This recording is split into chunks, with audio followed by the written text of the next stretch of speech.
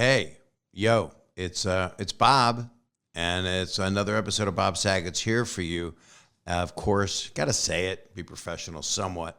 And my guest is somebody that I have loved for, I don't know, long damn time. 35, 40, I don't know how many years, 140. No, she's not that old. Susie Essman, the hilarious, wonderful, adorable Susie Essman, who you all know as Susie Greene on Curb Your Enthusiasm. And she's going to tell us a whole lot of stuff about Curb and Larry David and Jeff Garlin.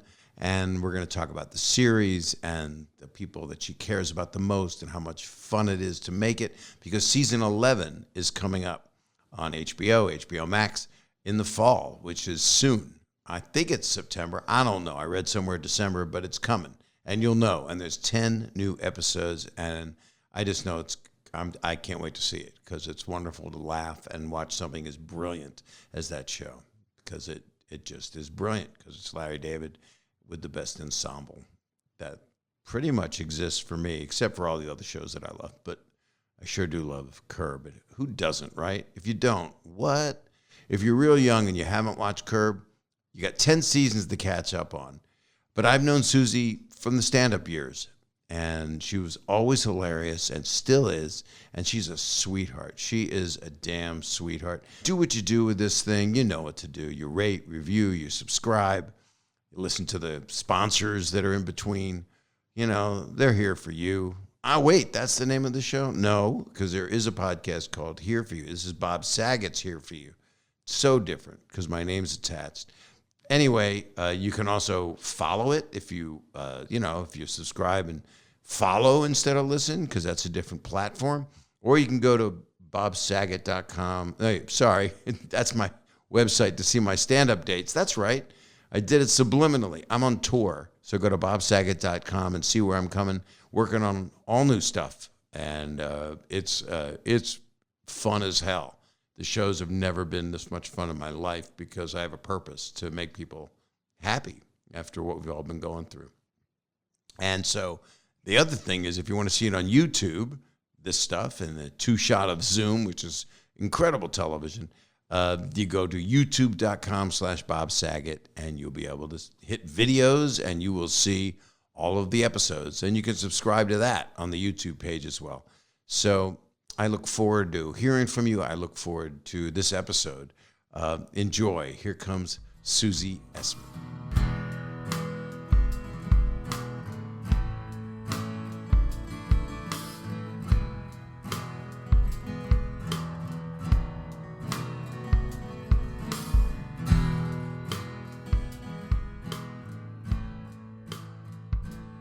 So, Susie, you are in your apartment in New York? No, I'm in my house outside of New York. What's the address? You're sneaky, Sagalicious. Oh, that's how I do it. This is the only reason I do a podcast, is to get into your home. Well, I would tell you. I'm just not telling all your millions of listeners. That's true. That's a bad thing to do. Then I'd be the JB Smoove in your life. Everybody could find out where you live. I mean, everybody could find out. You know, this whole thing. Everybody knows your social security number. Everybody knows everything about you. You could do it right through, I guess, Verizon or AT&T. They can literally know where you are. Exactly. What a nice paranoid way to start this off. I assume nobody gives a shit about me. I assume that nobody really cares. So I'm not that paranoid. That's not true. I think because of your stand-up and who you've been, and I've known you for a really long time. I mean, we've known each other for decades and decades. I'm older than you. I'm 65. I'm older than you. I'm 66. Ha ha. How'd you do that? I don't know. I just was born in 1955. My grandmother. It seems like only yet. Oh, that sounds like Jeff Garlin. Jeff Garlin always brings up his grandmother or whatever. Well, I know, but I told him recently. He's always talking. He'll always make a joke about, well, that my granddaughter, and it used to be, well, that was not plausible. And I said recently, I was like, Jeff, you're too old to make that a joke, because you could have a granddaughter right now. He really could. Guess what? I'm a grandma. I'm Bubby. I knew that. Congratulations. Yeah. 5 months old. That is the cutest. And And is it better to be a grandparent than a parent? That's what people. Of course it is. Parenting is, I mean, I brought up teenagers. It's a night, I don't have to tell you. They're great, but it's the drama and stuff. And she's just a sweet little baby. She was here the other day. I didn't have to change her diaper. I didn't have to feed her. Her mother did everything. And then she went home and it was a delight. And then I can't wait to spoil her and take her to the theater and the Nutcracker Suite at Christmas and all that stuff. And then you send her home. And it's good. And you'll put a mask on her? Yeah, probably. It depends. It seems like it's never ending. Oof. We just did a show at the Wiltern. We opened it in LA since March 2020. And it was the first night of masks mandate back in LA. Where are you guys at with that? I don't think there's a mask mandate here. There's not, but certain stores you walk in and they say wear your mask, and I wear my mask when I go into public spaces anyway, indoors, even though I've been vaccinated. I want that booster. I want the fucking booster. I want it too. Are they making it? I don't know. I would get a vaccination every day. Remember in the beginning though, I'm losing my mind. Was it last January when we were all desperate to find and you were under 65. I was already 65. Probably. We were all desperate to find the vaccine and going on websites at 4:00 in the morning. And now everybody can get it, which is a wonderful thing. It is, except for people that don't want to get it. Yeah. But that's, I'm trying in stand-up because I'm on a hardcore tour because I really feel like I have something to offer now, which is one, bring people together, entertain them, not preach, although I do anyway, subliminally. But just it's the first mature stand-up I think I've ever done. What is it? What's the nature of it? It's just more about trying to be positive through this stuff. Uh-huh. And still I'm talking about the same stuff, but it's more about, the older person stuff, So do you feel like your persona has changed? No, it's the same persona. I'll get on stage and still lecture people, you stay away from farm animals. Those are God's creatures, those weird things my dad used to say, that kind of stuff. But I have new songs that are meaningful. There's one song called I Don't Do Negative, and it's just about, and it ends up with a bunch of dick jokes. So it's that's cute, Saget. Right. So I'm able to be funny, irreverent, and yet have a positive message, I think. That's what I'm working on. Are people still shocked when you're blue? No. They've seen enough specials. Right now, okay. Yeah, and they're used to it. They're disappointed I'm not as blue as I was now. I know that feeling. Right, because when I met you at Catch, I met you a long time. You were a young... 1985, 84. Yep. Something like that. Yep. Yeah. Were you on the morning program that I was on CBS? I think you were. On Marriott Hartley and Rollins Smith on CBS. I don't remember. I remember them, but I... Yeah, I interviewed you. Probably. Yeah, I don't remember either. That's where we're at. I remember there was a point when I no longer had to lie on my resume. And every now and then I'll go look just out of curiosity on IMDb. I'm like, I did all that? I don't remember any of it. Right. I remember Curb, of course. But there was so many things, so many stand-up things, those little, stand-up spotlight and this. I don't remember any of it. Me either. It's all a blur. But that's normal, I guess. We just always, you have the tenacity, and that's what's so amazing about what you do on Curb, because it was a part literally made for you. Yes. And we made it. I made it, he made it, Larry we made it together. Of course. Right. But you know what's interesting? That we just finished season 11. We've been doing this for 21 years. In 21 years, Larry and I have never discussed the character or the relationship. We've never had a discussion about it. There's always just been this dialogue of the unconscious going on, that he knew what I was doing and wrote towards it, and I knew what he wanted and gave him more, and but we've never analyzed it, discussed it, not even like a tiny little bit. Well, that's because the fit is so perfect. Exactly. And when he started, I met him before he did Fridays on ABC. Did you know him back then? No, because I didn't start doing stand up till the end of 1983, so really 1984. So I didn't meet him till probably 85, 86. Yeah. And he was always obviously one of the funniest people alive. Yeah, well, he is. I mean, he's just. I mean, do you remember what his old stand-up used to be like? It was brilliant, and we would all go in the room and watch him because he was volatile. And one woman would look at her watch, he'd be killing, and he'd storm off the stage, and I was standing next to him at the Improv in L.A. I had a guitar on. I was strictly a guitar act when I was 22 years old. He's standing next to me. There's a prop comedian on stage. He's watching this. He goes, I can't believe this. The people are laughing at this. This is the worst thing. Why would they laugh at this? This guy they're asinine. These people don't deserve me. And then I'm standing there and he goes, you know what they want? They want guitar acts. And I'm standing, the cut two would be, I'm holding a guitar. I see you with the guitar. Oh, it's so sad. And then he got on stage and he did a great joke. I'm trying to remember. They didn't laugh. And he went, you know what? You people don't deserve me. Fuck you people. And he left. I've seen him do that a million times. Yeah. Uh-huh. This is what he used to do to me. Because I used to MC a lot at Catch. I was like, the house MC. And that point where, ladies and gentlemen, here's Larry David and you're crossing. And he used to always whisper to me. Because when you were MC, that was your time. He had a 15-minute spot. You go to the bathroom. You go out to the bar. He would always say to me, stay close. He would whisper in my ear. So I couldn't leave the room. I've never had long conversations with him, but I've known him forever. He's always stood in a circle, and he's always been smiling at me. He never gave me the look, which is personified. Likes you. If he's smiling at you, he likes you. Right. But then he would just try to figure me out, like he does in the character a bit. That's obviously the multiplied times 10 version. But I walked into a restaurant in L.A., and he was having dinner with Marty Short. And I walked in, and as loud as he could, he went, Bob Saget, ladies and gentlemen, Bob Saget. I was like, oh, my God. It's the Hollywood prank. He only does that to people he loves. It made me happy, actually. Yeah. Yeah. So now, how the hell did all this start? You were a stand-up for so long, right? Oh, I was stand-up. Oh, God, stand-up.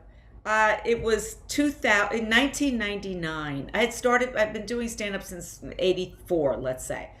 And, I was getting this gig and that gig and a little bit here and a little bit there, and I was making a living, but nothing was happening, nothing was clicking. And I remember just feeling like, I don't know how much better I could be. I was just on stage, killing every night. Hilarious. I was top of my form. Right.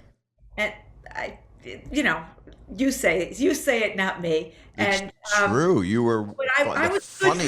I was a great comic, and I worked really hard at it, and that was always my goal. I never had the goal of I want to have a TV show or a sitcom. I always wanted to be a great comic, so I worked at it. But then I wanted to make money. I was making. You know what we made at the clubs in those days? They give you cab fare, $7 a night. And then on Saturday and Friday and Saturday, you'd run around 6-7 shows a night because you made $50 a show, and that would be the rent. So anyway, there was a Friars roast of Jerry Stiller, and it was on Comedy Central. Oh boy, do I miss him. Yeah. Oh, Jerry. And the Friars Club asked me to be in it, and Comedy Central said they didn't want me. And the Friars Club fought for me to be in it, and Comedy Central said, "Okay, well, we'll put her on, but I don't know, maybe I was too old, too Jewish, too female, too whatever." And they figured they would cut me out. I call that the trifecta. The trifecta, exactly. Thank you, Bob. So anyway, I was on that roast, which I worked really hard because I'm not a roasty. You know when you do roast, you got to do setup punch, got to be jokey, and I'm not a jokey kind of comic. I'm much more storytelling. But you got to do that in those great big grand ballrooms with the high ceilings. You got to bang it out. So I worked really hard on it. And I had laryngitis. I lost my voice because I was so nervous. I think it was emotional. I was on steroids. I grew a penis, everything. So, in your throat? In my throat. Well, not the first time. So anyway, I did it. I killed. Larry saw that. and had this part in mind for Jeff's wife. We wanted somebody to be really filthy and cursing. And, it's a roast. You're filthy on a roast. You have to be. Yeah. You blue as blue can be. And he called me up and gave me the part. But at that point, I didn't have a contract. I was getting day scale. It was like I was a guest star. We never knew from year to year if it was going to be back. It was just this kind of, we had no budget. We had no trailers. We had nothing. It was just this slapdash kind of, I've got a barn, let's do a show kind of a show, And then now it's this. Was it by the second season that HBO just went, no, we've got the funniest show that's been done? I don't think so. I think anecdotally, it wasn't until season 3 that people stopped me on the street and things like that. It was a very slow build, which if it had been network, it would have been taken off the air. Right. By then. It was a slow build, and we always had, we did 10 episodes a season, and then there'd be 2 years between a season and a year and a half, and it was, it's Larry's world. We're only living in it. I wasn't even a regular until season 8, but each season he would put me in more and more episodes. So that's. I didn't know you weren't a regular till season 8. I was in a million episodes. I've been right. in, out of the 100 so far, I've been in maybe 75 or something like that. Right. But they weren't paying me like I was a series regular. I was a guest star. You know how that works. I do. Yeah, baby. It's a whole different world. Oh my God. And then season 8, he took a 6-year hiatus. And they almost thought it was over at that point, right? Well, he said it was over. Right. He called me. I'll never forget that phone call. I was in a parking lot at a supermarket, and he calls me and he's like, "This is it. It's over. It's done. We're not doing it anymore." And I started to cry. The thought of not putting on those outfits anymore. And then I went into a deep depression of really missing Susie Greene. I really like her so much. It's so much fun to play her, because when else do you get to behave like that? Screaming and yelling and being, So I went into a deep depression, and life went on, and then he came back. And now we just finished season 11. It's so amazing. How many episodes did you do? 10. Right. During COVID. Was that impossible? Was Larry very? It was definitely challenging. We got through it. I think we only shut down for a day and a half because of a positive test of one of the crew guys, and then we took hiatus all of January and part of February because things were so bad in LA. So we just pushed, but it was hard. I wasn't comfortable until I got vaccinated with extras around, and I couldn't have a mask on most of the time when I'm working. Right. We all had masks and shields and all that, and it was hard. It was stressful. It was stressful. Yeah. But we did it, and I'm glad it's in the can. Well, I can't wait to see it. I think the whole world can't wait to see it. Are there a lot of surprises in the thing? There's always a lot of surprises. Now, you got it. So 20 years ago, he made the phone call, and so they always say there's no script, which I find very hard to believe. There's no script, Bob. It's an outline. You get an outline. You know where the scenes are, and you know what happens, kind of. But there's no dialogue written unless there is pertinent dialogue that has to be said for story purposes. If I have to say, I'm going on Saget's podcast tomorrow for a story purpose, then that'll be written. Susie says she's going on Saget's podcast. But there's no dialogue. There's no, Bob, Susie, Bob, Larry, Jeff. There's none of that.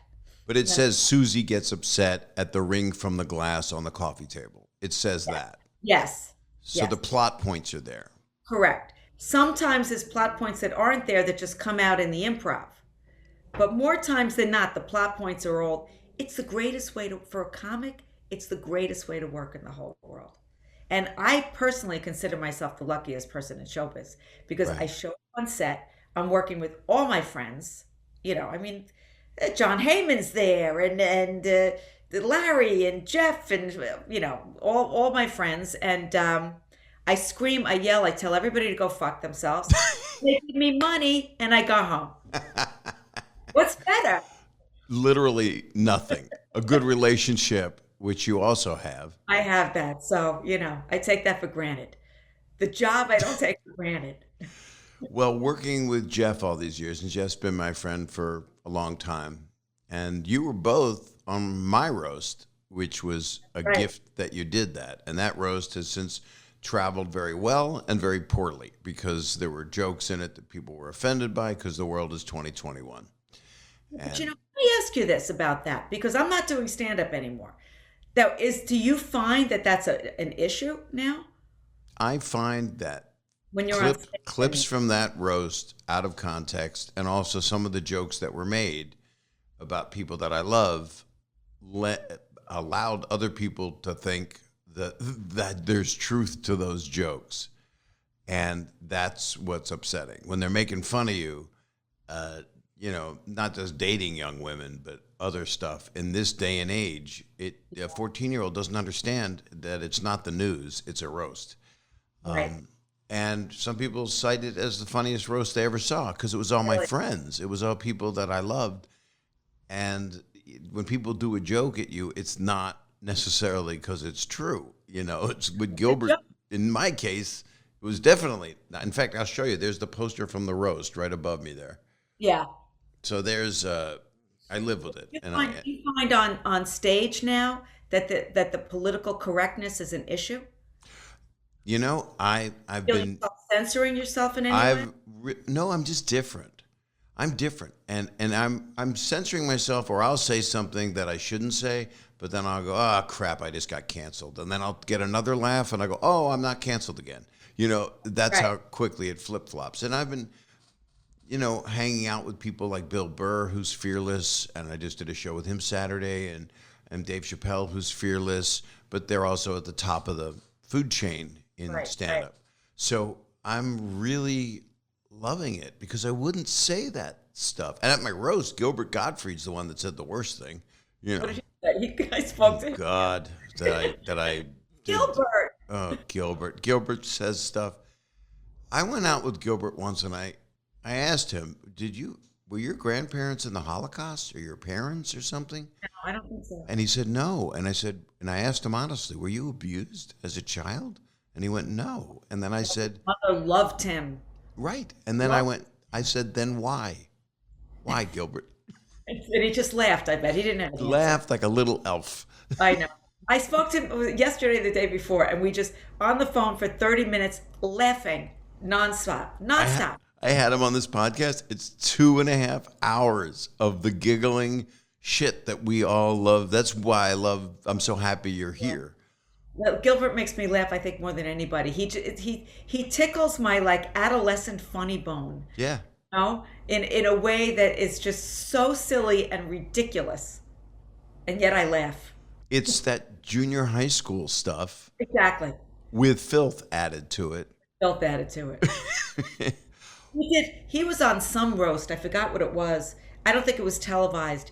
And of course, he told some really disgusting joke that had to do with fucking his daughter and his son. Well, that was the aristocrats joke. But it wasn't. Was it the original? His son was like, "Daddy, why does my mouth taste like I don't know, whatever it was." Shecky Greene got up and stormed off. Stormed off the dais. That wasn't that one. No, that was the Hugh Hefner roast. Off the dais. Yeah, that's weird. I mean, well, but I also understand it because the older comedians are going, hey, this is not for anybody's consumption. Because Shecky was a comic that talked blue. Well, but a lot of them did. Buddy Hackett did. Yeah. A lot of them did. So this whole Cosby thing of looking down on us. Chickens. I know. And he was angry with me for using blue language. And then, but actions, and I think your sense of blueness is not even something that we even think about. No, I don't give it thought. I'm not purposely trying to shock anybody. me neither. And often I'm saying it because it's the wrong thing to say because what I'm talking about is so wrong that that's how I deal with it. It's, Yeah. Uh-huh. Yeah, I totally get that. Yeah, I was never. I do feel like that. It with some younger female comics that they're purposely trying to push that envelope and shock. And I never did it for that. I was just talking about my life and the guys I was dating and the sex I never did it for that shock value of, oh, I could say vagina on stage. I never did it for that purpose. No, I didn't either. But then I would go on a shock jocks radio station like Opie and Anthony, and I'd want to fit in, so I'd say stuff that now, when they run it, it's like I'm ashamed I said it. But back then, I thought it was going off into the ethos. I didn't think it was going to wind up being through what we're going through now. Well, also for you, though, you had a different television image that was, that's what threw people with you. Yeah. But I still have that image, too. I like doing family television. Why wouldn't you? Right. You're a father, you're a person, you're a menschy guy. One time I was on Opie and Anthony many, many years ago, and maybe it was promoting season 8, and I went into this whole bit, I forgot what it was, this whole bit about how ridiculous men who date younger women are. And the two of them just went, it was a funny bit, two of them just went silent. Like just really silent. And then I found out later they were both dating really younger women. Right. And yeah. And the producer said to me, that's the first time I've ever seen them completely silent. I didn't know that. I wasn't picking on them per se. I was just talking in general. And they got Opie married a lovely younger woman, and she's a grown-up woman now, and he's older, but it's not as significant to people because it's not like... It wasn't pointed to them. It was just about how, No, it's part of your riff. Exactly. Do you miss stand-up? Do you miss going out? I don't. And it's... I had a love-hate relationship with it. There was things... I mean, look, you know what it's like. There's nothing more powerful than being on stage and just having... It's yours, and you could take them wherever you want. It's a great thing. You could bring them down, bring them up, and it's a great thing, and it's fun. And in that's kind of what you were talking about, in that Pollyanna kind of way, you're giving a good thing. You're making people laugh. Especially now, right? World. It's a good thing to bring into the world to make people laugh. But I think like towards the end, I haven't done it in about 3 years, and like the last few years I felt like it just wasn't exciting me, and I wasn't really writing new material, and it wasn't interesting me that much, and I didn't want to be that person, that comic that's just resting on their laurels. I feel like if I got back on stage, I'd have to completely reinvent myself now, and I don't have it in me to do. Maybe I will one day. I just don't have the energy to do it right now, or the interest or the desire. The thing I love about stand-up is you never get it. Right. You just never get it. It's always, so the challenge is always there, but it started to not feel that interesting to me anymore. I'm a little envious of you that you're still interested in doing it. Well, I am shocked that it happened. And I think the pandemic, I was starting to do this podcast before the pandemic, before everything closed down. And then I had more reason to do it and more... I just felt like I needed to make people laugh and bring them together, whether they're blue or red or whatever the hell nutcase they're angry at someone. And then I just came up with all new stuff. So I just started going, no, let's talk about different stuff in a different way. My stories became different. I talked about my daughters and my wife and life and their kids, the audience's kids, but it just, and wrote new music that was funnier. I just think I don't know, I'm failing upward. I don't know how it happened. So is it a completely different act or mostly different? It's all new stuff. It's new material. Yeah.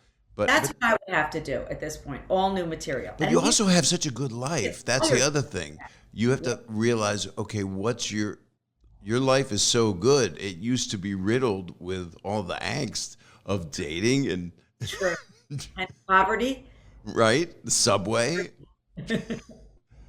Yeah, I know. I actually was saying to my husband last night, I think this is the happiest time of my life. I really do, because I feel I don't feel like I have to prove anything to anybody. I don't care if anybody likes me anymore. I don't have to I feel like I've reached a certain level of success, that I don't have to keep.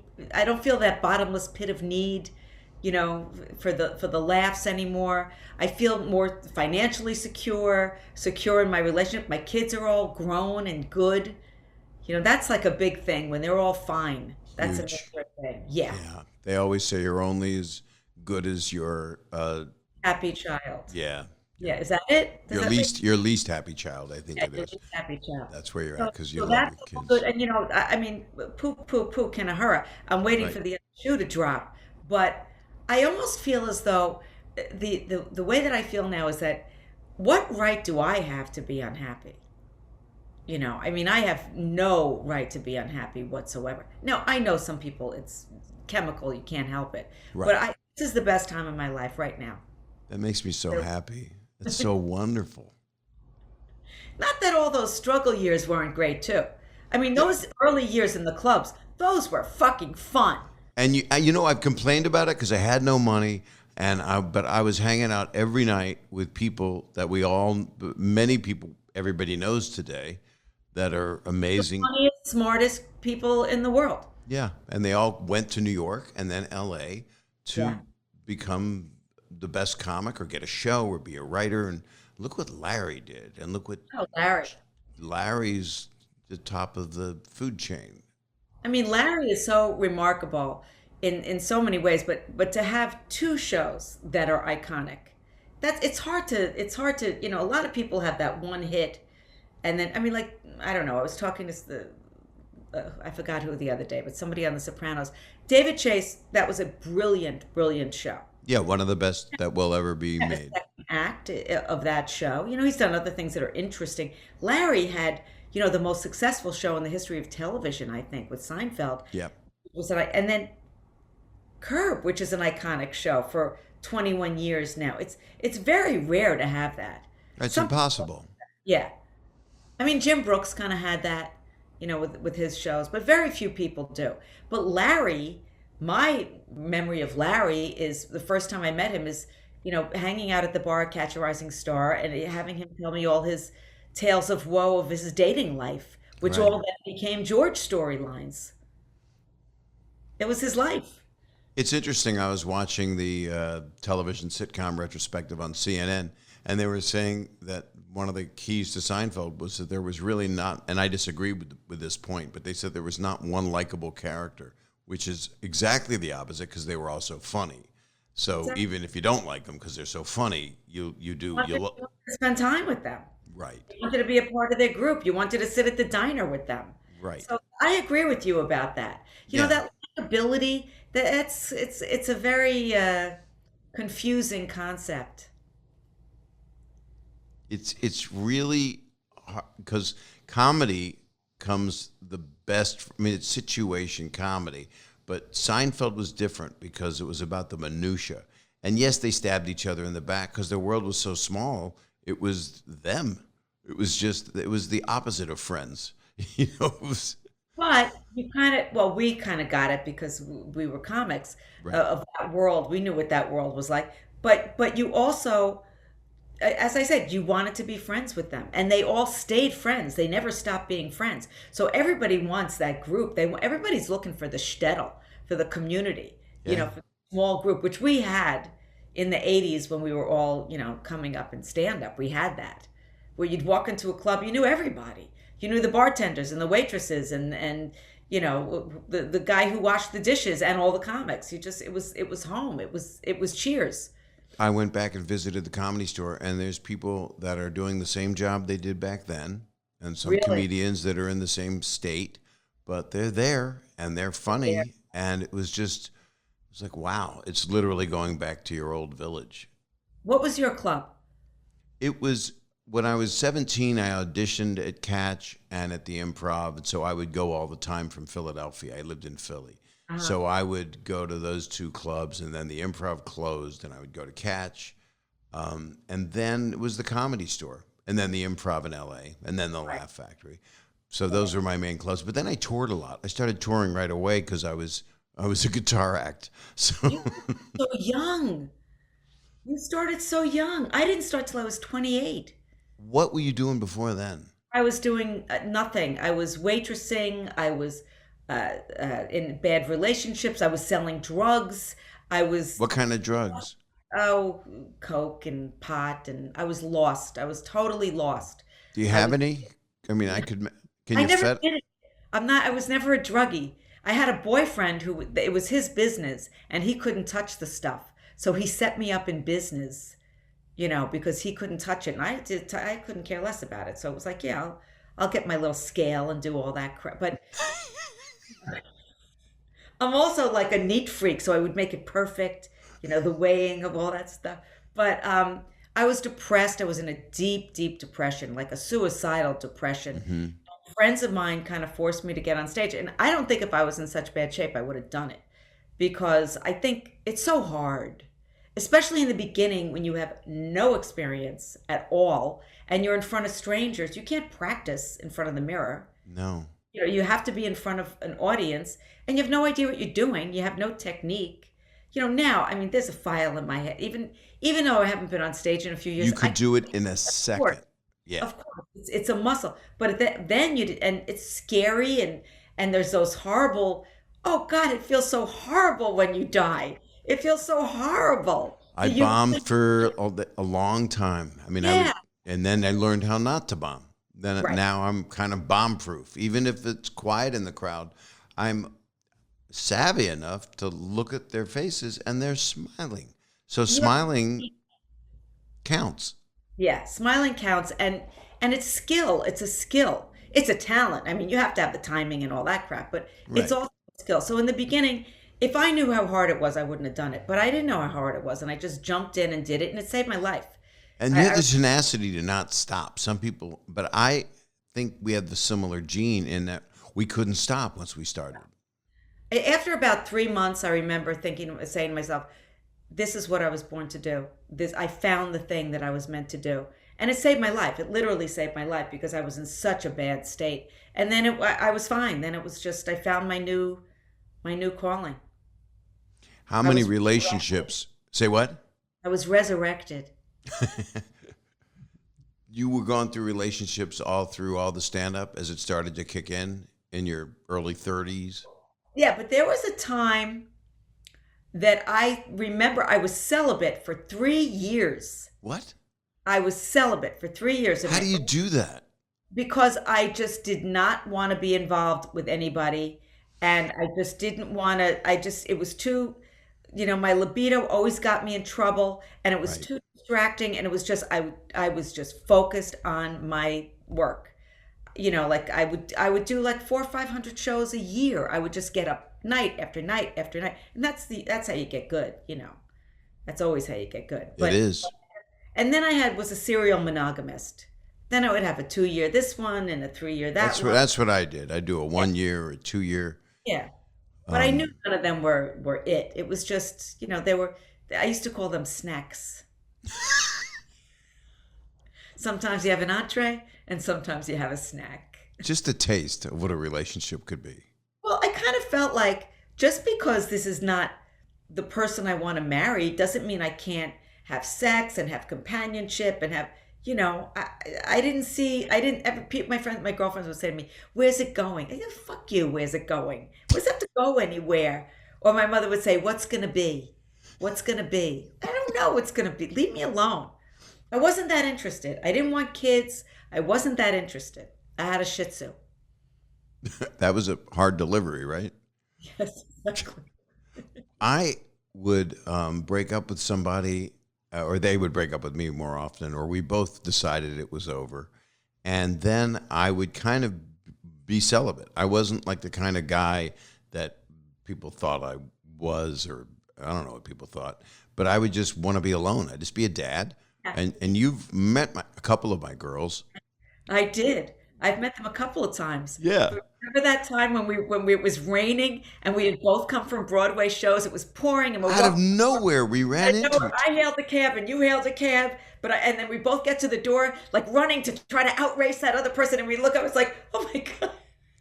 And then you were like, "No, you take the cab." And my daughters and I are going, because they're angels, and I wouldn't let you stand in the rain. We went, no, you go. We have umbrellas. We made you take the I cab. didn't have an umbrella. That's right. But Oh, what are the odds that we're about to have a fight? We're about to really battle over a ticket. And we look at each other like, oh, Saget, it's you. no, Susie, please. And I was, I took it. I took it.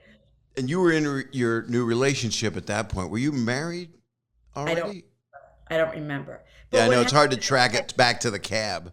18 years ago, I met my husband, and he had 4 kids, and I ended up raising them. So it's like, my grandmother used to say, a Yiddish proverb, you make plans and God laughs. I had no plan on having kids, and Right. then I raised 4 of them.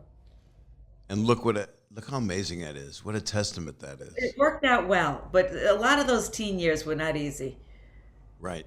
Oh, baby. Were you allowed to hit them?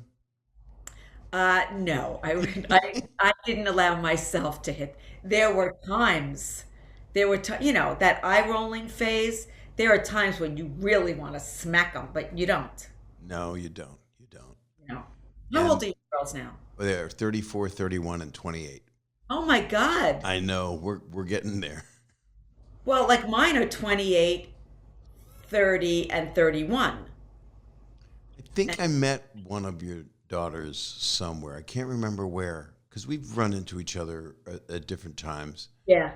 They're great. They're great girls. And they're all gainfully employed. How amazing is that? That's fantastic. It's amazing. Do they work in a sweatshop? Yeah, right. That was my grandmother. Mine My did too. Yeah. I think if you go back far enough, we're kind of related, and our great great grandparents fled from the same villages. Well, no, what generation are you? I'm second generation, Yeah, me too. I'm second generation. right? So my grandparents, all 4 of my grandparents were immigrants. Right, same. Yeah. You know, Wasn't easy. Was very I think difficult. about my grandmother all the time, that she would have no concept of my life and the money I make and the life I live and that I'm on stage and on television and they pay me. She would have no concept. She left school in the 3rd grade to go work in a sweatshop and work there her entire life. That was her life. And now I have this life, and it's the American dream. That's why this anti-immigrant thing always really bothers me. Yeah, yeah. From everywhere. I mean, you got people on the right that are wanting to help the Cubans, and you have people on the left. It seems. I guess I'm very much profiling it all, wanting to help people from Mexico or South America, and they're opposed to each other politically. We need immigrants to come in and make this country. Think of the cultural and think of, okay, I'm going to say something shocking now. We're both Jews. What? I But had no idea. think if they had not allowed Jews into this country, how culturally bereft it would be in comedy, in music, in theater, in science, and blah, blah, blah. And that's true of every ethnic group. Italians and Irish, and, what this culture would be, they were not immigrants. They were unfortunately forced here against their will. But if we didn't have blacks in this country, our culture would be so, so much less meaningful than it is. A billion percent. I mean, people ask me who my favorite comedians are, and it's Dave Chappelle and Chris Rock and Eddie Murphy and you. That's pretty Yeah. much my Mount But Rushmore. music, it was just, so this All music, it- it- literally. literally, but it's just, I mean, but we're. It's also sounds so wrong to say, well, look, because what stars are, all of our sports stars are, but it's just a fact that people that are under duress, that have gone through generations of oppression, including our roots and including anyone who's of African descent, when they came here, and everyone that's immigrated to here didn't have an easy everyone, go. which is everyone. Everyone, which Yeah. is everyone. And Yeah. then the American native, let's not go there. Well, that was the great, that's the first great sin. The second is slavery. The first is the destruction of the Native Americans. It's horrible. There's But always the, Go ahead. It's what this country is. It's what it's based on, and it's what makes it not that, but the immigrant, the accepting of give me your tired, your poor, your huddled masses yearning to be free. That's what has made this country so amazing. And I always feel like New York is the great experiment. Yeah. Because I never moved to LA. I always stayed in New York. And it's because there we are, just every ethnicity imaginable living in a densely populated area. And by and large, it's fine. By and large, we all get along and it's harmonious. It's just through this past couple years, it's been about as hard as it's been for a long time, Yeah. And it's pandemic, and it's also inequalities and people trying to control other people, which is mankind, humankind. It's a good time to do a commercial because, when you bring up something so upbeat, but I want to talk to you about, I really have a lot of Curb questions because I am insane with loving Curb. So this will be a commercial, hopefully for mental health, or it could be for something about a shaving, grooming product. You never know, or something. I don't know. You've always been well groomed, Saget. Thank you. You've always been well groomed. I A lot of these male comics over the years, they get on stage with ratty T-shirts and looking like crap. I never went on stage without a lipstick. Me too, but you couldn't see what I had outlined. But you got to trim your ear hair as you get older. You have to make, because otherwise you look like Yoda. It's disgusting. We'll be right back. What a commercial. Okay, so we're back. So, okay, people are beyond all people. We're not just talking about the Jewish demographic because there's a couple million, in the country, right? We're not dealing with a lot of people. The show. What, Susie? Curb fans? Is that what you're talking about? Curb fans. I hear from people of every walk of life. Just, people who just love the show. It always annoys me. Like I'll be in Zabar's, on the Upper West Side. Oh my God, I want to go there. Yeah, and somebody will say to me that nobody gets the show but us, meaning, us Upper West Side Jews. And I was like, no, that's not true. No. And I resent that. It's not true at all. Every walk of life, every ethnicity has stopped me on the street at one point or another because it's funny. And I think that the reason why it's so funny is that I think Larry says what everybody wants to say but won't. And that's what a brilliant comedian does. That's right.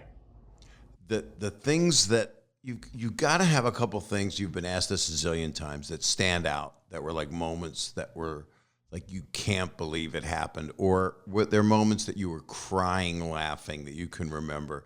Something that Larry did, that Jeff did, that JB. JB. Oh, JB is he's so JB. I know, he's so great. He was a great addition. I think he didn't come on until season 5, so he was a later addition. Right. He's the guest that wouldn't leave. Yeah, I know. It's just, and how not believable is that he's still living in Larry's guest house? Doesn't matter. Larry breaks up the most. Larry laughs the most. And making Larry laugh, Larry has like this joyous laugh. He's just like, his whole face lights up when he laughs. So making Larry laugh is one of the great thrills of my life. And he loves to be yelled at, so I make him laugh a lot. Sometimes before I even open my mouth, he's laughing because he knows I'm going to yell and scream at him, and he just enjoys it. It's his own perversity.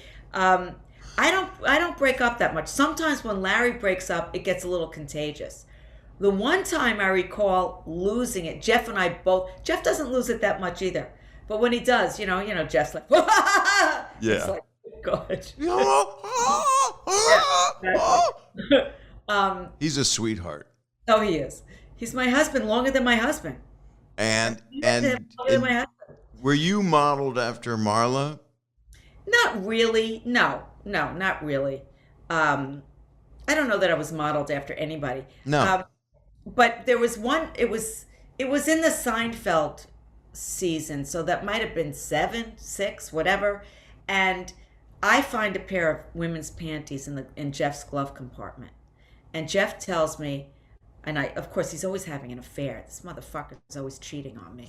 And he tells me that they're Larry's, that Larry likes to wear women's panties. needless to say, I'm suspicious. So a lot of things go on in the episode and whatever, and I don't really believe it and blah, blah, blah, blah, blah. And at one point, the denouement of the whole thing is Larry drops his pants and he's wearing these little red lacy panties. Right. I lost it. I lost it to the point where they had to completely redo my eye makeup. I mean, I could not. I was crying to see him in women's panties. What is it about men in drag? Uncle Milty, all of that. Well, now things are a little bit different in that area. You got to really mean it. You got to really be that person. You think, Bob, that there's going to be like a backlash of that and a pull, and it's going to go the other way? I don't think we're going to get back to a place where this will be forgotten. I think the needle's being moved. I think we will. It's very hard to make jokes like people have for like Don. Let's talk about our idol, Don Rickles. Loved him so much. Of course, could not work today. Yeah, because he would indemnify. He would go. There's the Jewish guy or the Chinese guy or the black guy, and those are sentences that can't be said. Right. And I don't think they should be said. But Don Rickles did it in a different time. Yeah. Yeah. I'm not saying that it should be. I'm just, looking at where's the needle? Where's the bar? Where is it now? I think less people as we get out of this time. We're still in a freaking pandemic, And once we're able to laugh, some places, they are laughing at, they want to hear jokes back to the day. They want to go back 20 years and laugh at the craziness that we would not laugh at, that you or I wouldn't do. Right. That Larry would do in an episode. And of course it would be the big kibosh. Why would he do something like that or say something like that? And he would try to get out of it. That's what's so brilliant about the show too, is that Larry's saying stuff that he would be canceled every second, his character. The thing about Larry is he's an equal opportunity offender. Absolutely. Totally. He goes after, and the other thing there's so many great things about working with him, but he doesn't care if he offends anybody. He really, really doesn't care. And that's actually the right attitude if you got a good heart. And he does. Yeah, he does. He does. Oh, here comes the weed whacker. Oh, don't worry about it. I can hear you. I had a person too. It's hard. One of the great things about doing a Zoom podcast is I get to see you and hear you, but then life happens around us. Right. But I don't mind it. I looked something up on the web because I don't always do it, but it was just so good, and I'm sure you've seen it. So I'm just going to bring these up. This is not something I would normally do. It's Curb Your Enthusiasm 9 funniest Susie scenes. Oh, have you seen this? No, I don't know. I've seen some of them. Maybe. I'm literally not going to have to tell you what it is. It just says these are Susie's 5 funniest Larry insults and 5 funniest Jeff insults. So I'm just going to say the buzzwords to you, and you'll tell me, because it's all, they say they're all terrifying and hilarious.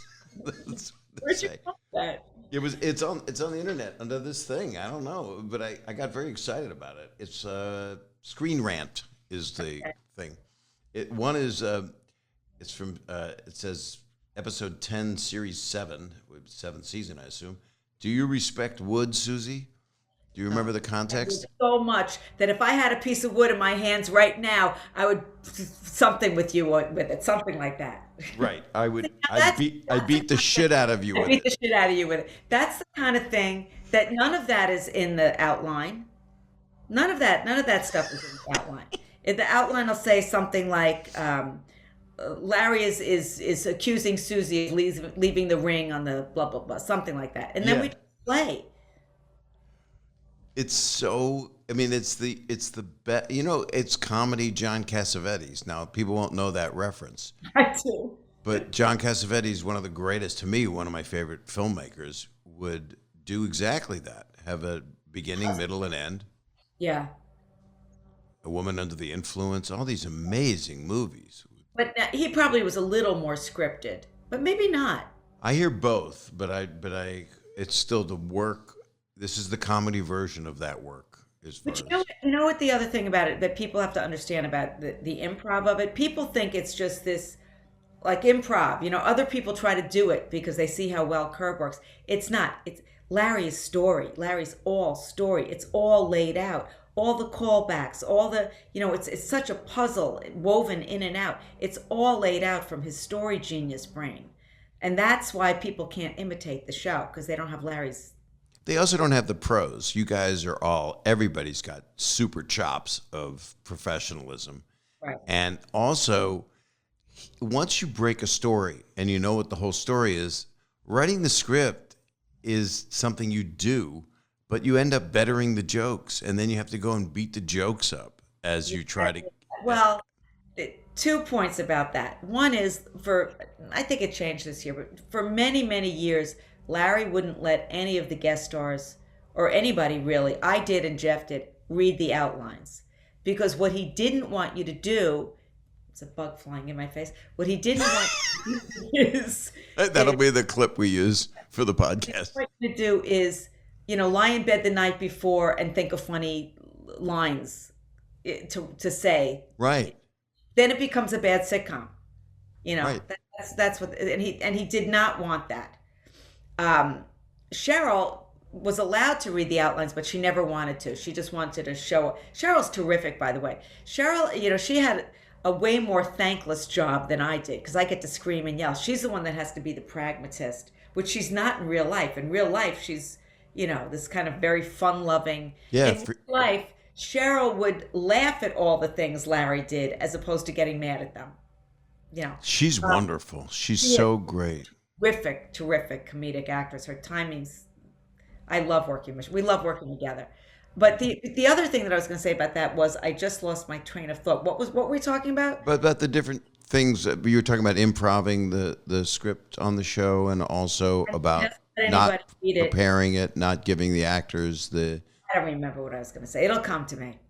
Well, it was about Cheryl, and it was about not many people can do that kind of acting. Yeah, I don't remember. It's gone. Well, I'll just get through these because there's only 10 of them and they're short. All Liquored Up. Do you remember that? That was a believer. Yeah. That was in the driveway when he got see, here's an example of something. People always think that Susie Greene is a bitch and this and a shrew. He always provokes her. He got her kid drunk and stole her kid's dog. How am I supposed to respond? And do you remember what you said? Got her all liquored up. I don't remember. You four-eyed fuck. Oh, yeah. Well, that's probably, yes. But that's just you adding your little Susieisms. Yeah. Well, I like to call him a four-eyed fuck. Or a bald fuck. Does he crack up when you call him that? Yeah. Yeah. How can he not? Yeah. He does. Because a smart person, a smart comedy person, it's like people always go, you know what you are? You're this or that. They already know. Of course. They know every frailty. With his glasses. You know the whole thing with the fat fuck is kind of interesting because the first season there was a scene where Larry wanted me yelling. He said to me, "I want you to rip Jeff a new asshole." So I was like, oh, yeah, I could do that. I've been in a relationship. So I start screaming and yelling at him, cursing at him, and then he pulls me aside. And this was like the first real Susie Greene scene, where you see her yelling and screaming, and he keeps on saying, "Go further, go further." And I'm going further. I thought I was going really far, and then he pulls me aside. He says, "Make fun of Jeff's fat." And I said, "You know what? I don't like to do that. That's not my style of comedy. I don't like to make fun of people's physical characteristics or right. It's mean, it's not me." And he was like, just do it. He knows you're only acting, just do it. So I did, and that's the first time I called him a fat fuck. And it was like the genie was out of the bottle, and then I was just free. Then I was free to be this crazy woman screaming, yelling. It was just so much fun. Did Jeff, when you did that the first time, did his mouth go agape? Was he like shocked? So, but I have to tell you, quite honest, people have said to Jeff over the years, "Do you get upset when Susie says those things to you?" And his response is always, "Susie Essman is not saying those things to me. Right. She would never say that to me. Susie Greene, it's a character. We're playing this. How can we convince people that it's characters? They just don't get it. We're playing this couple that's how they speak to each other. That's what's funny, that they stay married, but that's what their relationship. I don't speak to my husband that way. People ask my husband that all the time. Does she speak to you that way? No. I mean, there are what's relatable about the show is there are people that talk to each other like that stay married. Man, that is the shock. I have people this happens to me all the time. I have husbands coming up to me on the street and saying, "My wife is exactly like you," proudly, and I'm just thinking, really? And then I have women coming up to me, "I'm exactly like you. I'm like, why are you so proud of this? I'm playing a fucking character. I don't treat people like that." Right. But whatever. But Susie Greene also has very gentle moments, and that's usually because they have figured out a way to work you. That's right. But you love it when what I try to do is it doesn't work if I'm all rat-a-tat-tat all the time. Mm-hmm. That stuff works if I'm like, "Hey, Larry, you want to come over to a dinner party?" And he comes over and I'm like, everything's all good. And then he ruins my dinner party. Then I could, if I didn't want him to come in the first place, it doesn't really work. Then it's too contentious. Right. Let me bring up another one because I like this because it really is something that I'm a super fan of the show because it's a piece of art. I'll Give You the Tour. Do you remember that? Oh, the house tour. No, don't get. I'm over it. I'm done. I'm turned off. Something like that, right? That's what it is. And then you call him a freak of nature and you kick him out of the house. Nature. What kind of freak of fucking nature doesn't want a house tour? I love kicking him out of the house. That's my favorite thing, kicking him out of the house. It's frequent. It's all the time. I can guarantee you, I don't remember, but I can guarantee you I'll be kicking him out of the house this season. Larry, get the fuck out of my house. So many times. Kicking him out. Here's one. People have to understand, one of the reasons why Jeff and I and Larry and I can speak to each other that way is because we're all really good friends. We're all really close. Yeah. So we know we're playing. We know it's just play acting. It's... And the brilliance of it is you're getting to play people that we know, that we've gone to parties, we've gone to weddings, we know them as relatives. That doesn't mean you're Jewish. That means you're every person. That's right. Unless you keep it all bottled up and don't argue ever and keep your mouth totally quiet, which is fun when they bring in those characters on Curb as well. But Ted Danson's never been more Jewish. Yeah. Oh, Ted is so much fun to work with, by the way. I love. Oh, God, he's just like everything that you could want him to be, he is. Yeah.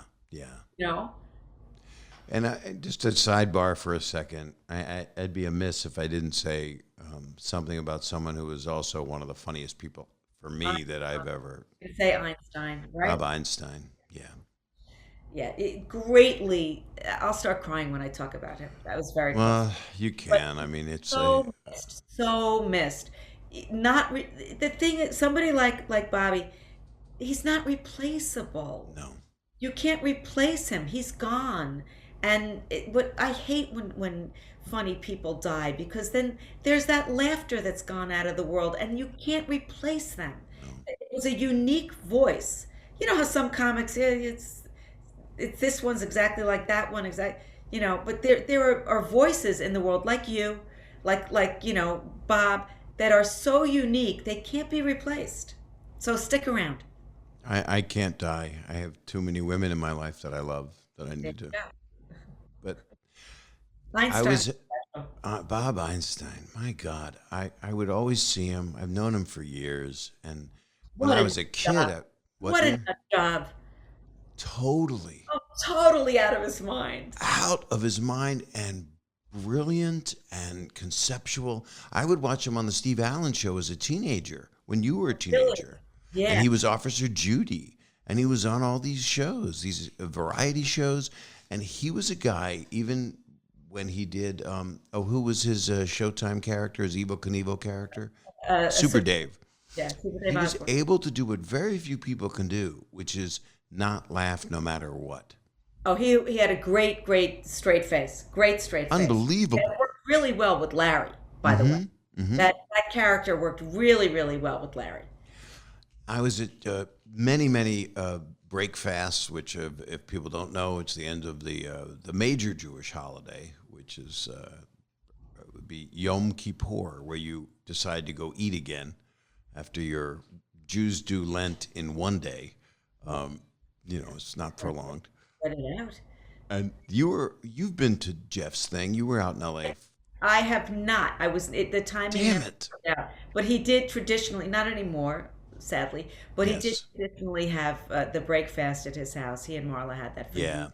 And Bob would always go. Bob and Berta would always go. So I sat down. It was the last time Bob passed, not soon after. Yeah. And no, because it was before that, because they were life. So I'm sitting with Bob, and he goes, "I don't know what it is, but I want to do something with you, and it's going to be great. It's you and me. I don't know what it is." That's a really bad impression. I think I'm doing Jeff. Jeff does a really good impression of him. Yeah, because he has a close voice. Yeah. Timbre. But Bob, just for some reason, just thought I was the most delightful, funniest person, which is the biggest compliment. Compliment. It's a big compliment. Yeah, it is. And his wife was so sweet. I just, my God, what a loss. It's a loss. And we all, this season felt a little different because it was such a crazy season anyway. But last season, we all felt it tremendously. I missed him. I knew I was going to miss him at the end of the season. I remember I came back home and I wrote to Larry and I said, I missed him even more than I could have even imagined. And he said, me too. Me too. We just missed him. And that last season, he had passed right before it? No, right in the middle. They kept on pushing things because they thought he was going to come back and thought he was going to come back. And he wasn't. He didn't. I didn't realize that. That is impossible that you all, but like a family, you grieve together. Yeah. Yeah. He's, the other side of the coin is the biggest pain in the ass on set you could ever imagine. To the point where I would just be yelling at him sometimes, "Shut up, Bobby!" Was he always saying, "I want to do it again"? It just wasn't right? He was always trying to get jokes in. He always he would be following Larry around set. I want to tell this joke. I want to tell this joke. And it's like, Larry doesn't want the jokes in there. It was just like, oh God, he was relentless. So hilarious. Funny people shouldn't die. No. They're the only ones that shouldn't die. Everybody else should just go. Just go. But you know what? That's not true. Because then we'd have nobody to make fun of. If it was just us, we'd have nobody to make fun of. So I take that. We need them. We need them. I said that, everybody. I didn't mean that. No, that's just, we say that as a horrific anti-joke.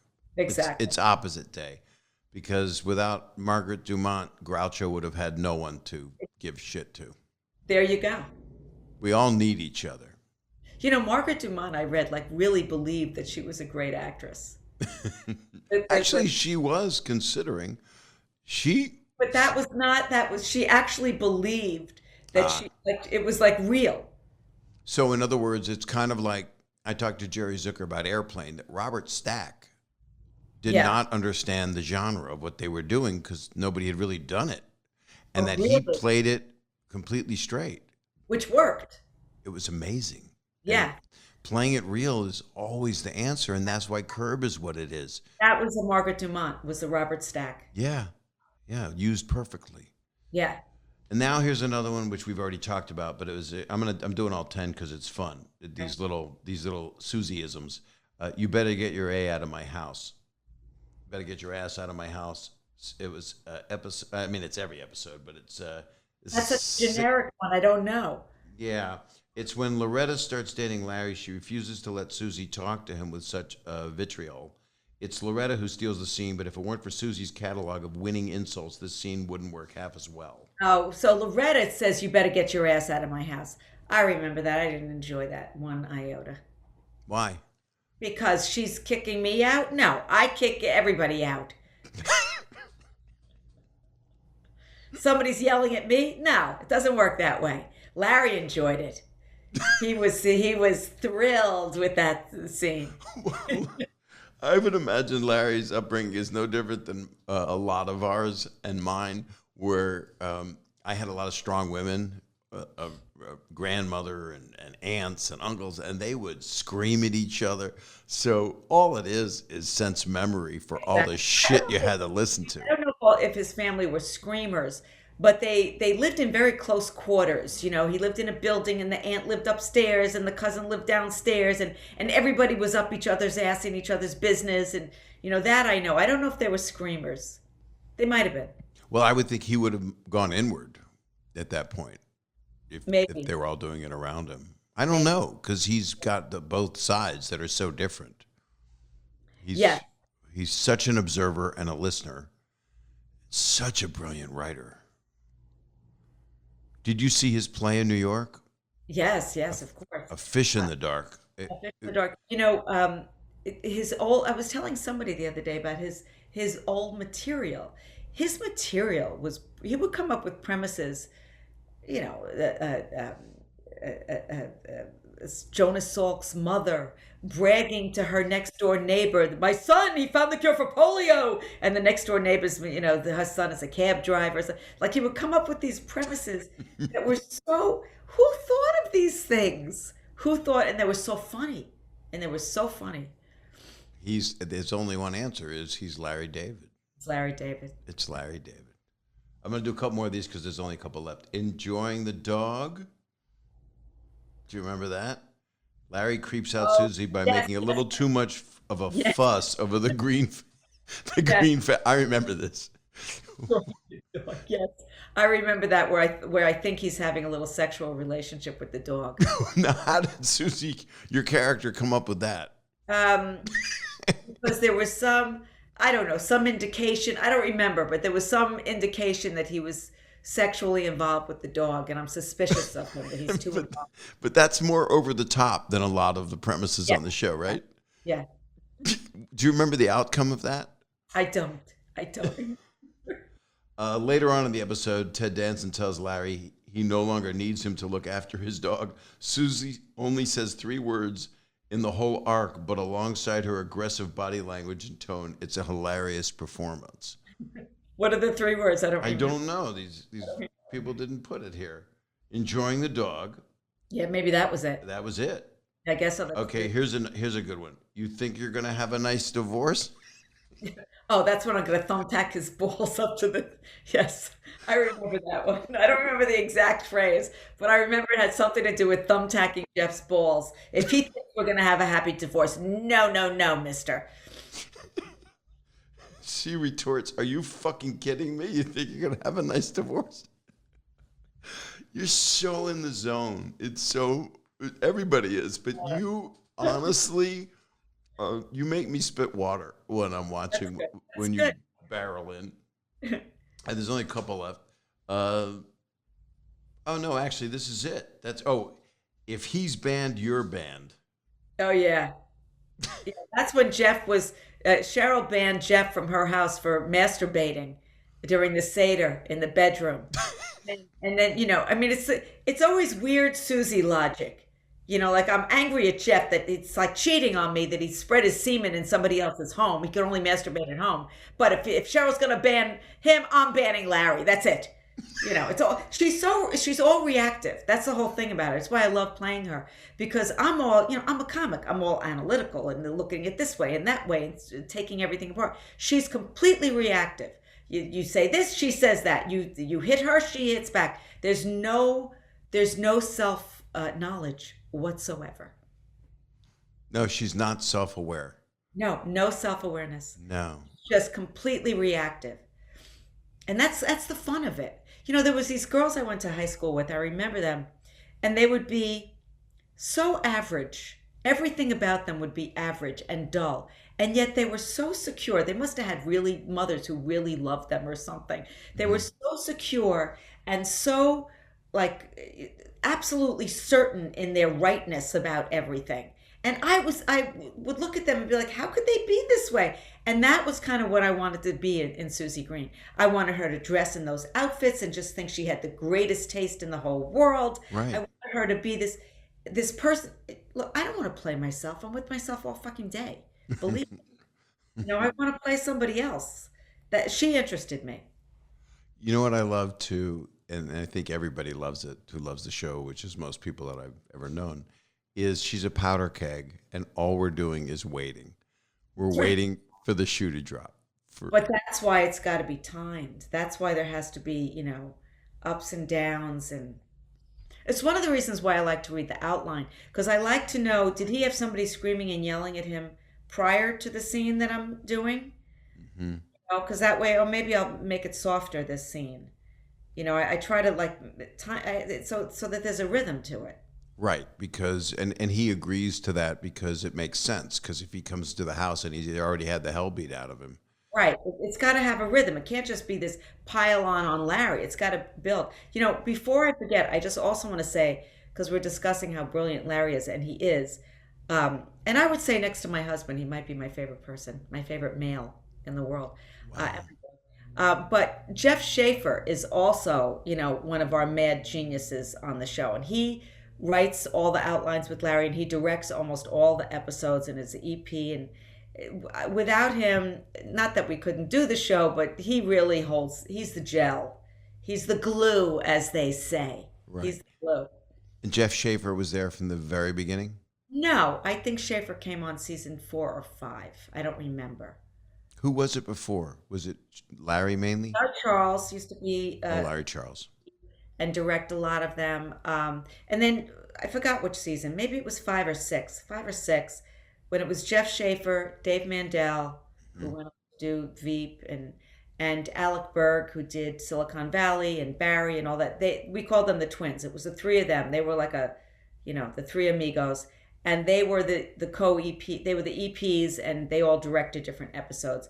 And then when we came back after season 8, they were all in season 8. It was just Jeff, and Jeff directs the majority of the episodes, and I know he works with Larry on the outlines. They work really hard on those outlines, because those outlines are hard to. It's a puzzle, as I said. I mean, it's just, they're really, really hard. And the thing that's always amazing to me, because I have comic brain, and I read the outlines, and I have no idea how he got there. It's transcendent to me. Right. I can't figure it out. Yeah, because it's not just a traditional callback that people do. It's another weird thing. And to me, when it's transcendent, that's what genius is. Genius is transcendent. You hear Mozart, it's like, what did he hear? He heard things that nobody else heard. Mm-hmm. I feel that way about Larry, that he hears things and sees things that nobody else hears and sees. You're 100% right.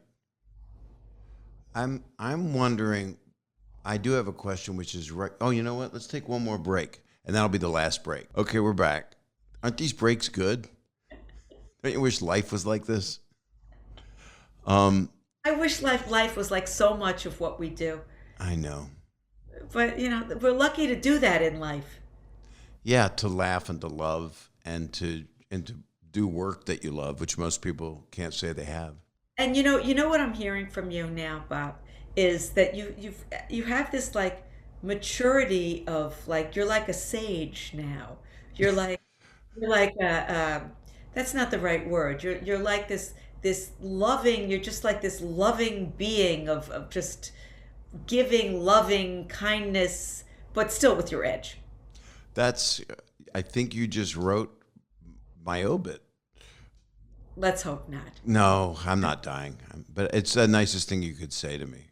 And that's how I deflected by saying I'm going to die. I mean, don't you feel as though when you first started, I feel as when I first started, my stand-up was so much angrier and more defensive than it became later on. Yeah. Mine was also, but I would disguise it with a bunch of dick jokes and just, I was so fast. I talked so fast. Yeah. And that's how you get noticed too. But I also had really strong jokes. And that also helped. Writer. You're always a good writer. Oh, thank you, Susie. Well, that's a huge thing. It's a huge thing to be able to be a good writer. I mean, that's like the crux of the talent. Well, it's interesting. The stand-up I do now, I love, and I'm going to do a special later in the fall, I hope, if everything is COVID safe and all that stuff as we go through our variants and they keep getting new Greek letters.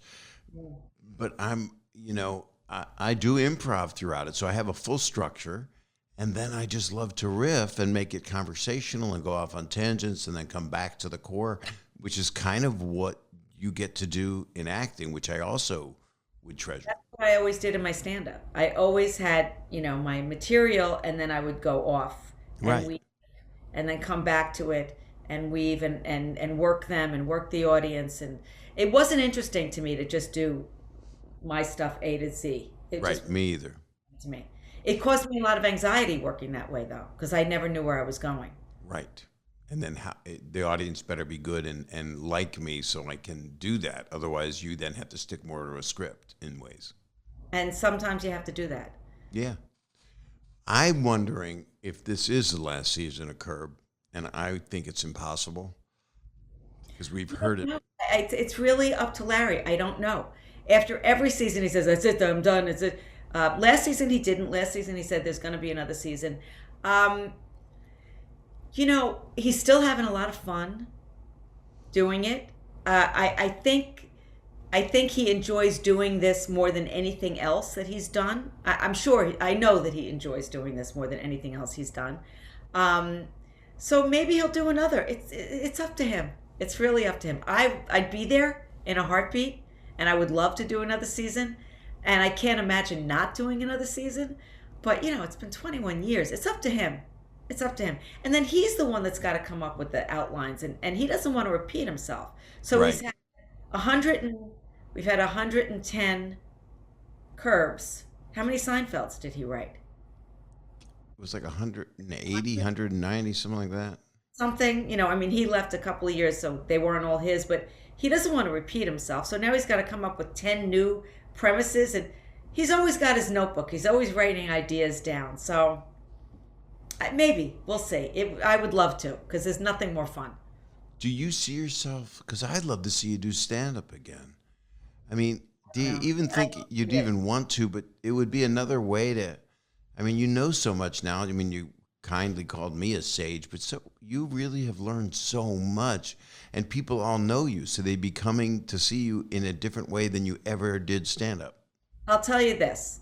I've been feeling a little creatively antsy lately. So I don't know where that's going to put itself.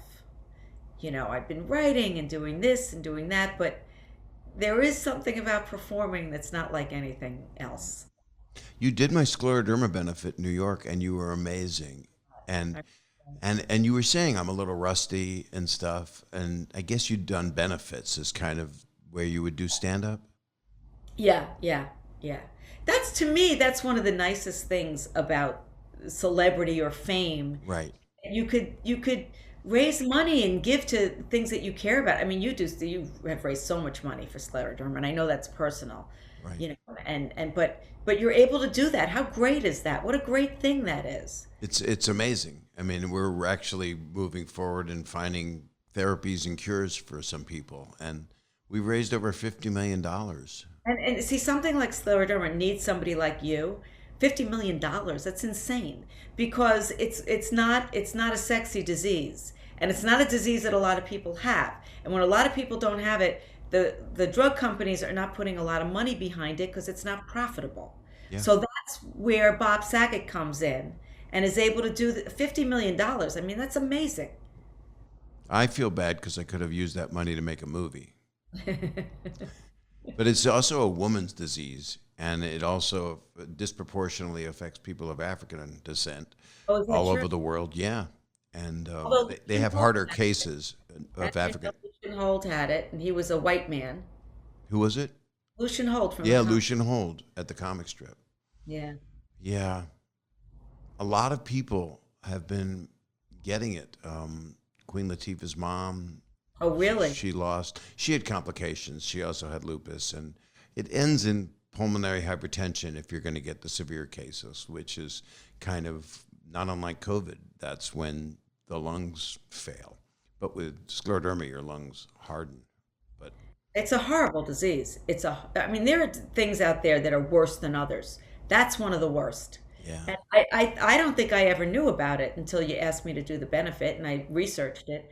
So you're bringing that awareness, and money is like, with research that you really need that. So that is such a nice thing. That, and you can get reservations at restaurants. Other than that, That is truly it. And I can and pay retail as I should. yeah, But like what I mean, I just love the idea of you doing stand up again in places you want to do it. I mean, places not far from where you are. I mean, you yeah. could go into a Foxwoods. I mean, imagine you and Jeff doing a date together. We did do a date in either Foxwoods or Mohegan with Richard Lewis. Oh my Like, God, how was that?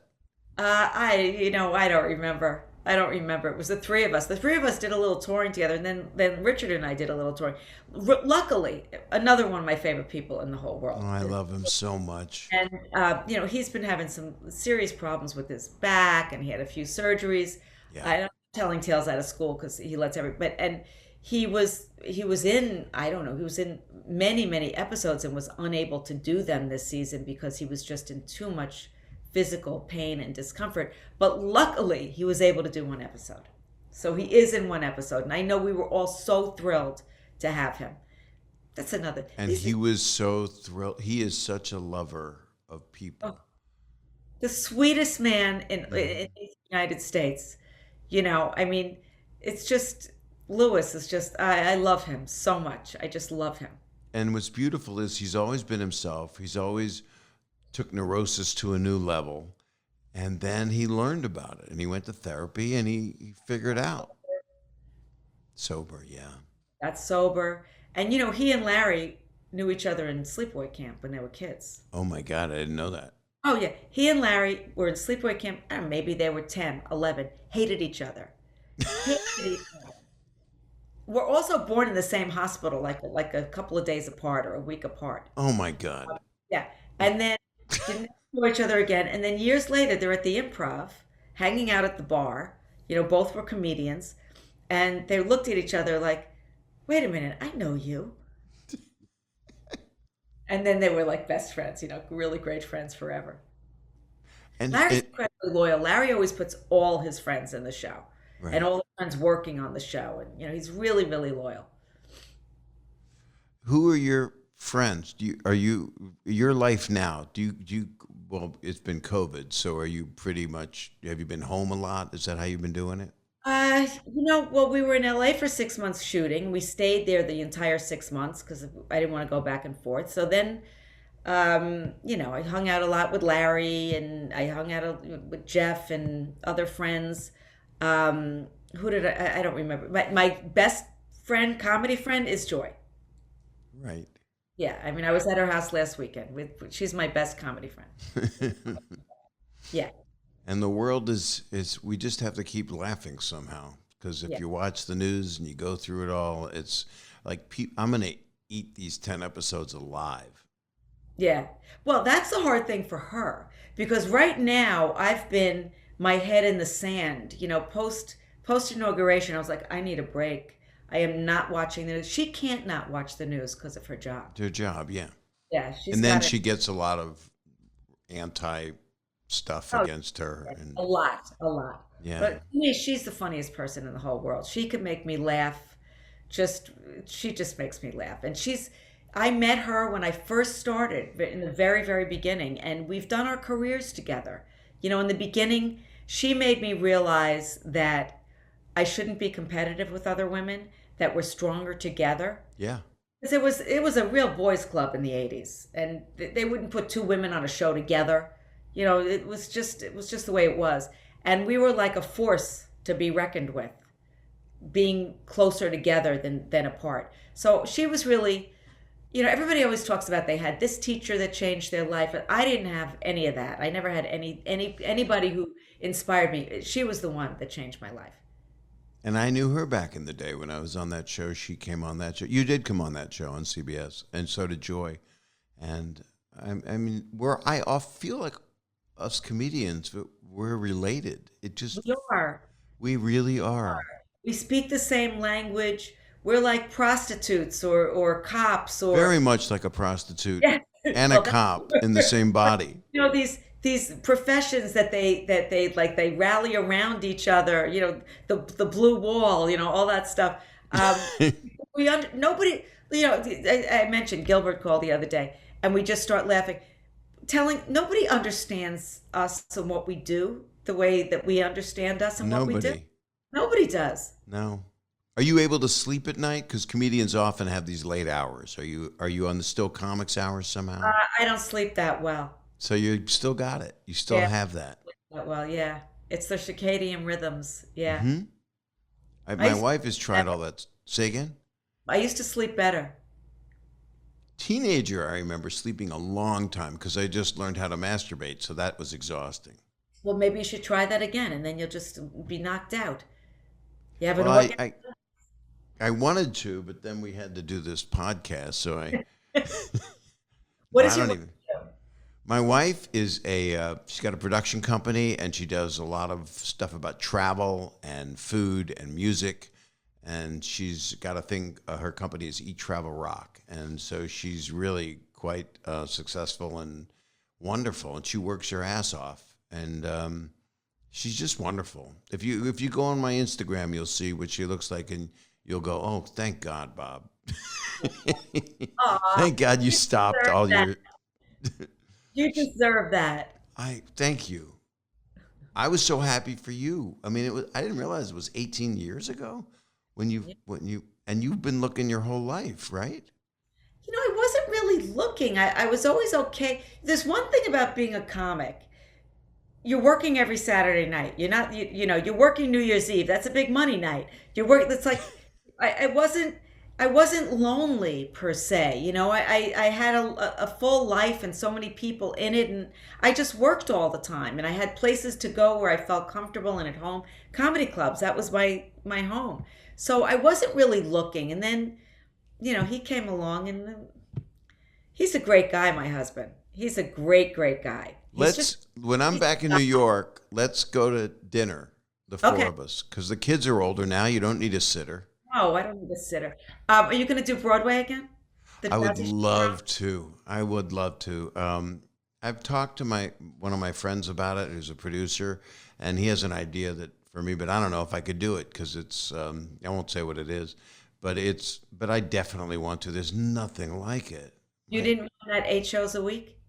We did 9 sometimes because we would do a show for the handicapped or do a show for blind people or deaf people, and I didn't always know my lines, so they would like telestrate it at the bottom Right. with one of those ticker tape type things, and I wouldn't know the lines, so the deaf people would laugh while I talk because I was not off book in the way the script was. But I love. I mean, there's nothing. And thank God Broadway's coming back. I know that's been heartbreaking to me. Is the the young comedians who have missed a year and a half of stage time? I don't have to tell you. There's nothing more important than stage time. They And just money and turn in money and money and all these Broadway theater or opera, all these theater people that have just lost a year and a half of their life. That I would during I'm over it now, but mid-pandemic I would cry thinking about that. Literally cry yeah. thinking about these people. And I just felt lucky I was able to work, which was unusual, but it was heartbreaking. Dancers, people, athletes, look at all these Olympians now, they lost a year and a half of their life, and that's an age issue. Comedians, we could do it when we're old. Right. But you're a dancer and you lose a year and a half of your ballet dancer. It's horrible. And you got to keep it going, or you'll end up going back on the boards and break an ankle, because it's scary. I have a friend, Danny Burston. Do you know Danny? Did you? Sure. He's a terrific actor. He is. Did you see me in Drowsy Chaperone when I took over at the end for Bob Martin, who's a genius, and Danny is one of the most amazing people, and he's coming back to Moulin Rouge because he's the lead. He's the Jim Broadbent character I from haven't go see that. I haven't seen that. If you want, email me and I'll make sure that they give you the house treatment. But you're all connected. You're Susie Essman. You don't need my help, right? Well, my sister's a big Broadway producer also. Oh my God! Look. Do you want to do Broadway? I don't. But maybe it depends on the part. It's got to be the right part. If there's a part that I really love, Larry, he could not take doing the 8 shows a week. Well, it's interesting. I was in New York. I was there to do press for something. I don't know what it was. And he wanted to meet with me to play his brother in Fish in the Dark. Right. And I read it the night before. I hadn't slept. Oh no, this isn't going to go well. And I walk in and his arms are outstretched. Bob, thank you for coming in. And I read it for the amazing director who did August Osage County, and for Scott Rudin, and for Larry. And it was okay. I was, I know how to do it. But then I was too much in the Larry cadence. I was too much. It was, and I don't know. It's interesting because he did not hire a comic for that role. He hired an actor. Correct. And I am an actor, but it's still, I was doing the Neil Simon timing a little bit.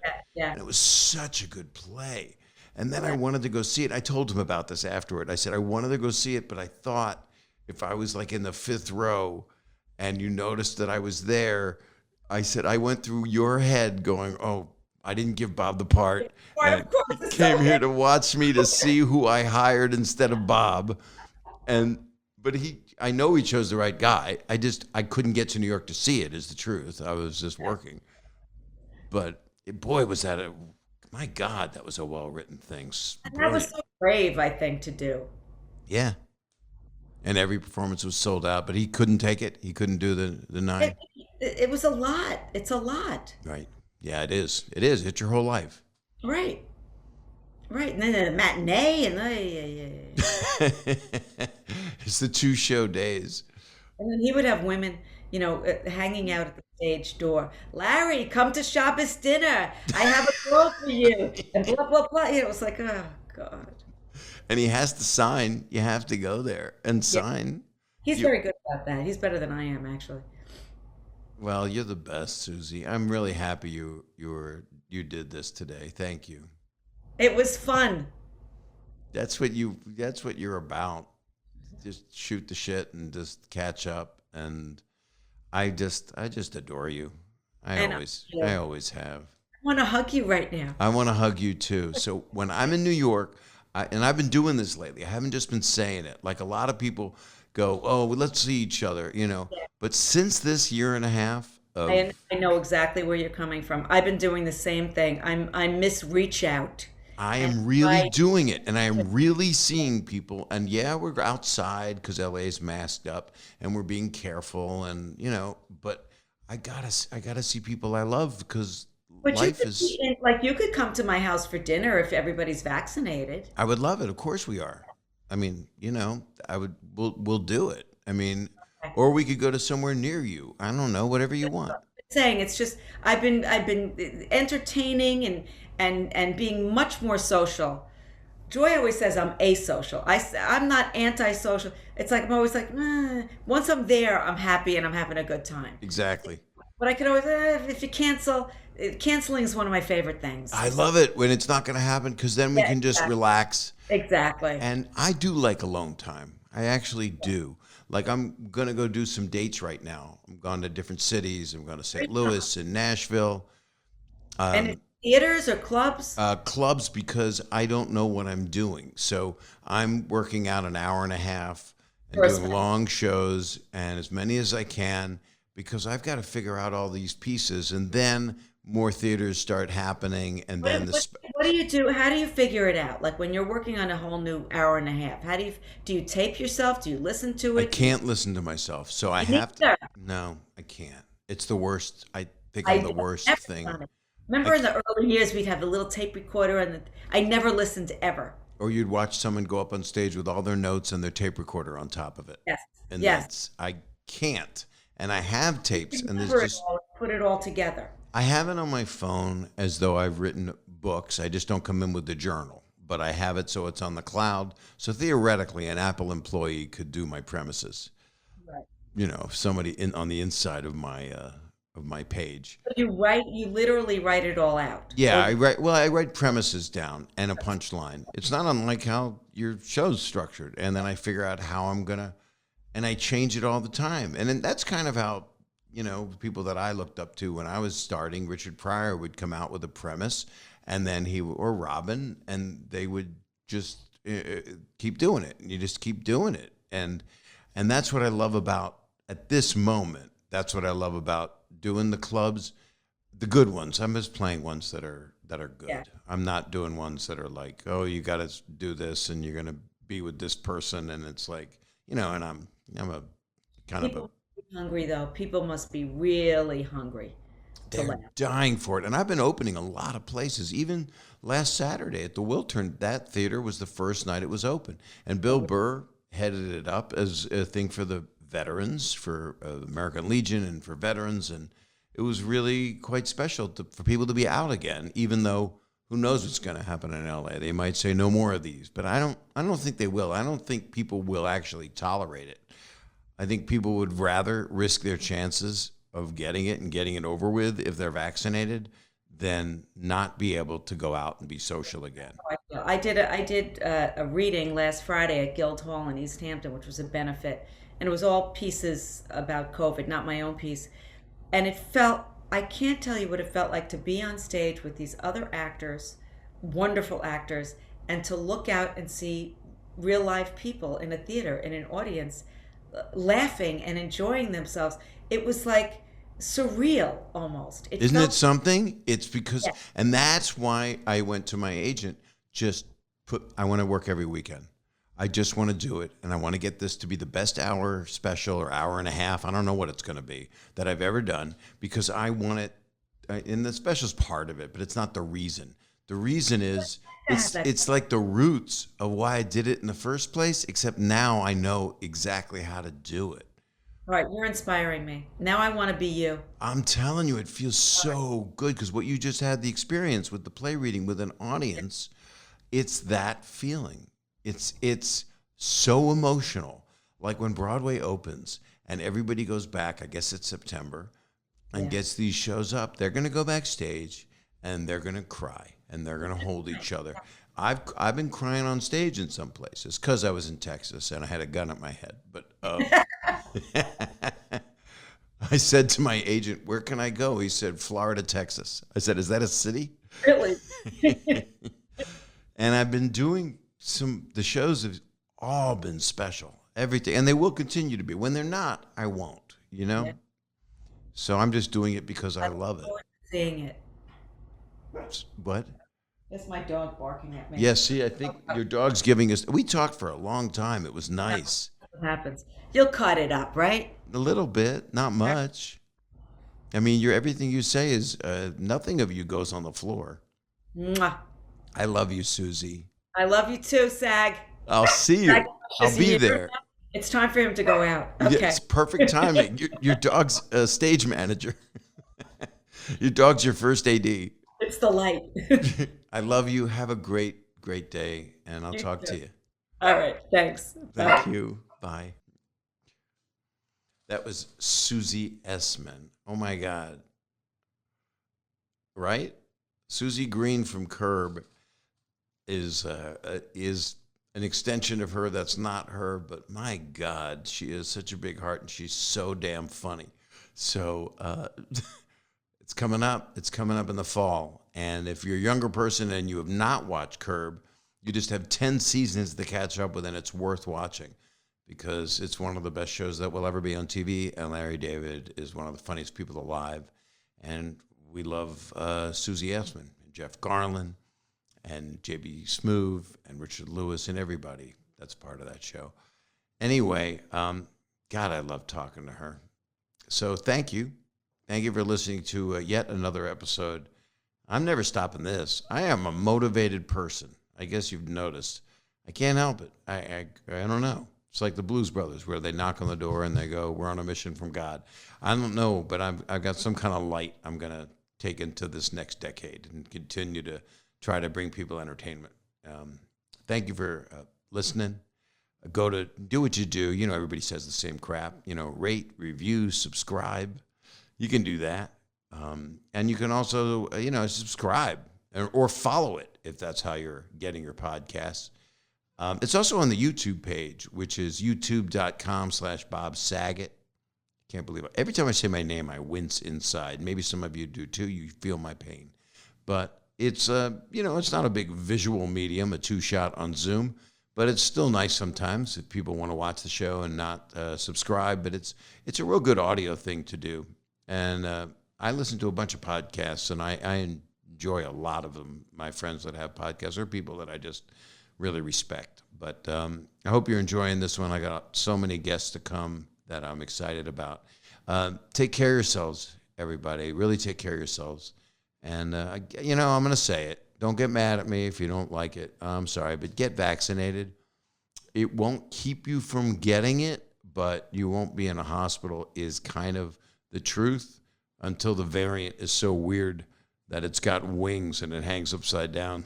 But I don't think that's a nice thought, Bob. Thanks for the comfort. But just get vaccinated. I mean, what the hell? I saved the preach for the end. If I said it at the beginning, you would have been pissed and not listened to the brilliant Susie Essman, who I love. So Curb coming up in the fall. Curb Your Enthusiasm on HBO Max. And I'm sending you guys a lot of love. And be well.